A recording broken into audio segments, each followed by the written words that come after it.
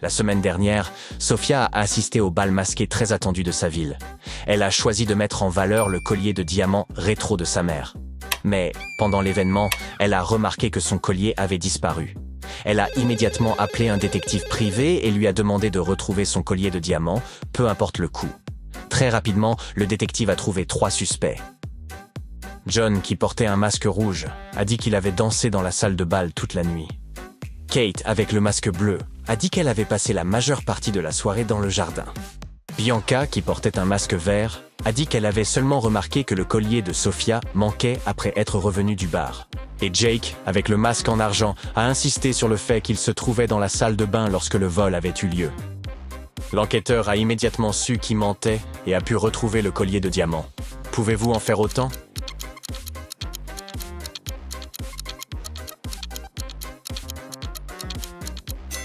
Comment Jake pouvait-il savoir à quel moment le collier avait disparu?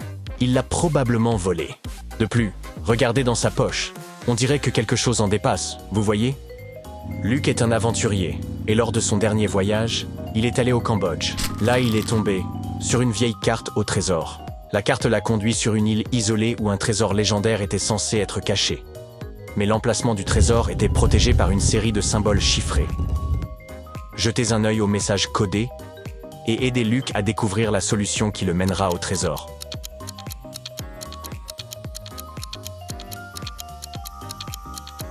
C'était difficile, pas vrai? Pour répondre à cette énigme, il faut prêter attention aux motifs. Si vous associez chaque symbole à un chiffre, vous découvrirez que les symboles représentent les chiffres 1, 2, 3, 4, 5 et 6. Par exemple, la figure en forme de losange est clairement le chiffre 2, tandis que le carré représente le 4. Une fois que Luke a fait ce lien, il peut réorganiser les symboles dans l'ordre et déverrouiller l'indice qui le mènera au trésor. Dans l'une des galeries d'art les plus luxueuses de Chelsea, un tableau précieux a disparu.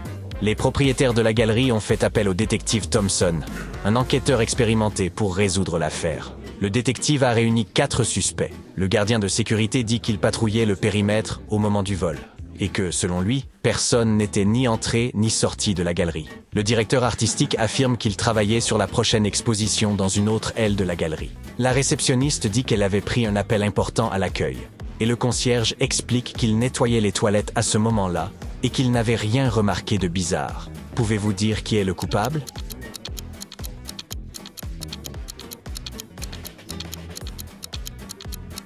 Il est clair que c'était un coup monté de l'intérieur. Mais après mûre réflexion, le détective a accusé le gardien. Si une autre personne avait essayé de s'enfuir avec le tableau, il l'aurait vu, ce qui fait de lui le suspect le plus probable.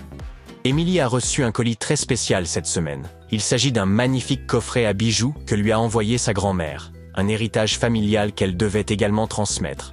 Le seul problème était que le coffret était verrouillé, et Emily n'avait pas la clé. Son seul indice était une énigme. Celle-ci lui indiquerait où trouver la clé. L'énigme disait « Au cœur de notre arbre généalogique, où les branches s'entrelacent avec joie, un gardien de bois cache la clé qui ouvre des trésors pour que tu puisses les voir. » Regardez cette image. Pouvez-vous comprendre à quoi l'énigme fait référence?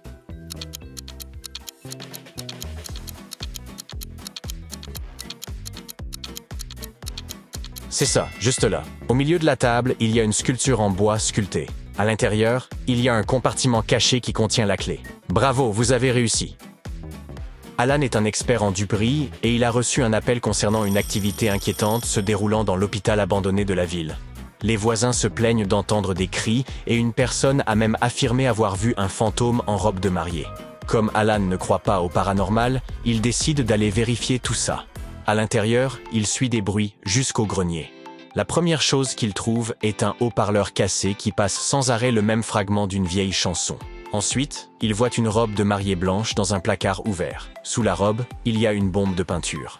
Alan identifie 3 suspects qu'il interroge afin de découvrir qui cherche ainsi à effrayer tout le quartier. Tom, un homme d'affaires, dit qu'il était en déplacement professionnel. Claire, une artiste locale, déclare qu'elle a très peur des lieux abandonnés et n'oserait jamais entrer par effraction dans l'hôpital.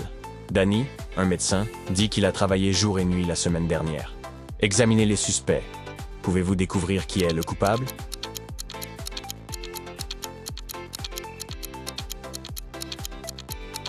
C'est clair! Les bords de son pantalon sont teintés de rouge. On dirait la même peinture qu'Alan a trouvée dans le grenier. Elle a dû oublier l'une de ses bombes lorsqu'elle s'est introduite dans l'hôpital. Barnabé est un aventurier spatial solitaire. Il parcourt l'univers dans son propre vaisseau sans autre compagnie que son éléphant. Mais il veut faire une pause et laisser le temps à son ami à trompe de grandir. Ensuite, ils reprendront leur voyage. Son éléphant a besoin de se doucher une fois par semaine, et Barnabé veut pouvoir profiter de l'absence de gravité pour l'aider à se laver. Il ouvre le système de navigation de son vaisseau spatial, et 3 planètes différentes apparaissent, Saturne, Mars et Jupiter. Pouvez-vous aider Barnabé à choisir la meilleure planète ou élever son petit éléphant?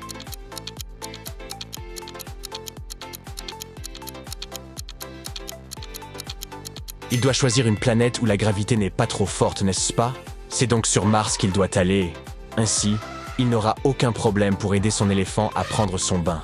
Quelqu'un avait rempli le laboratoire de Karen de gaz soporifique. Elle s'était évanouie puis réveillée dans un vieux donjon lugubre. À l'intérieur, il y avait 4 énormes portes qu'elle pouvait utiliser pour s'échapper. Mais derrière chaque porte, il y avait des créatures vraiment effrayantes.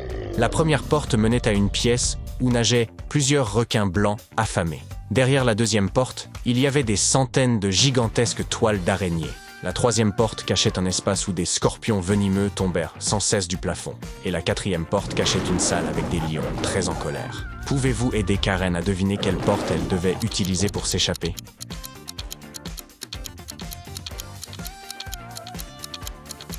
Elle devait utiliser la deuxième porte. Il serait probablement un peu désagréable de se frayer un chemin à travers tant de toiles d'araignées, mais bon, c'était l'option la moins dangereuse.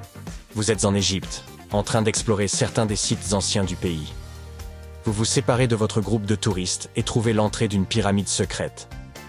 Alors que vous explorez le labyrinthe de couloirs sous la terre, vous tombez sur une salle spéciale. Une fois à l'intérieur, vous voyez 4 énormes portes, chacune portant un symbole unique. Au sol, il y a un papyrus avec le message suivant. Une seule porte vous ouvrira le chemin vers le trésor. Toutes les autres portes causeront votre perte. Seul un esprit aventureux saura choisir correctement. La nature fugace du temps agit sur vous maintenant. Sur la deuxième porte, il y a une pierre précieuse. La troisième porte présente une balance. Et la quatrième porte présente un sablier. Sur la première porte, il y a le symbole d'une épée puissante. Qu'en dites-vous, Indiana Jones? Quelle porte vous mènera au trésor?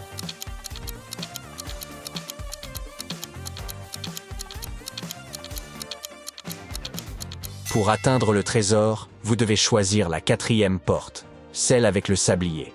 La réponse se trouve dans le papyrus. Lorsqu'il dit « la nature fugace du temps », c'est exactement ce que montre un sablier. Grâce à lui, vous savez que le temps fuit. Anna a passé les 3 derniers mois à planifier son voyage à travers l'Europe. Elle était plus qu'excitée lorsqu'elle est finalement montée à bord de son vol en direction de Rome.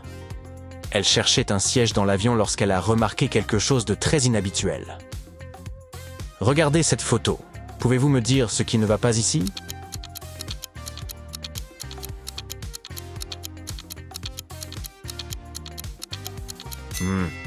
Pourquoi y a-t-il un éléphant sur l'un des sièges de l'avion? C'est complètement fou.